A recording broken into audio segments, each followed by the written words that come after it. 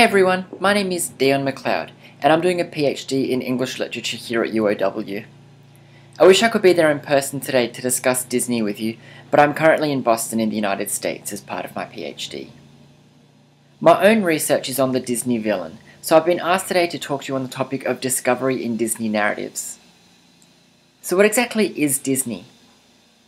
The first thing that comes to mind when we hear the word Disney is likely one of the dozens of films that have been produced by the Disney Corporation. But the term has a few more meanings than that. In their book, From Mouse to Mermaid, The Politics of Film, Gender and Culture, Elizabeth Bell, Linda Haas and Laura Sells distinguish the 5 major representations of the name Disney. The first is the founder, Walt Disney.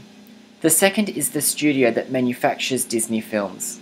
The third is the canon of popular film, and the fourth is the multinational corporation that in part manufactures and distributes countless merchandise based on the films and animations. The final phase of Disney is an ideology, a sign whose mythology and cultural capital is dependent on and imbricated in all the above manifestations of the name Disney. This final phase is perhaps the most important because it is the Disney ideology that has become most pervasive throughout the world. Throughout this lecture today on discovering Disney narratives, I want to discuss what is going on in Disney films. To do this, there are 6 sections that work together to produce a deeper level of understanding. The first, Historical Disney, will look into the body of animated films from Snow White to Frozen, specifically the Disney princesses.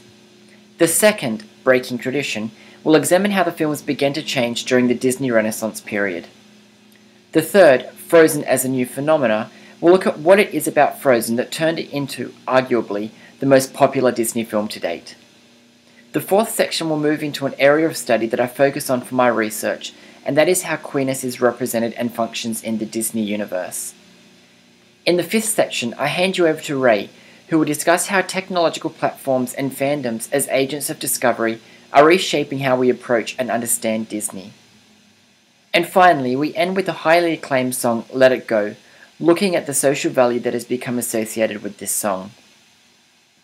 I know for some of you it may be hard to begin thinking critically about Disney because it is often associated with nostalgic feelings of childhood. As Kevin Shortsleeve notes, since our childhood experiences with Disney are characterized by pleasure, fascination, and wonder, as adults we are troubled when we perceive that Disney may be less than what we thought. Because of this perception that Disney may not be as magical as we once thought, we come up with pardons to excuse the problems within the films.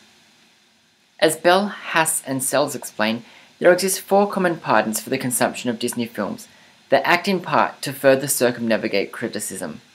It's only for children, it's only fantasy, it's only a cartoon, and it's just good business.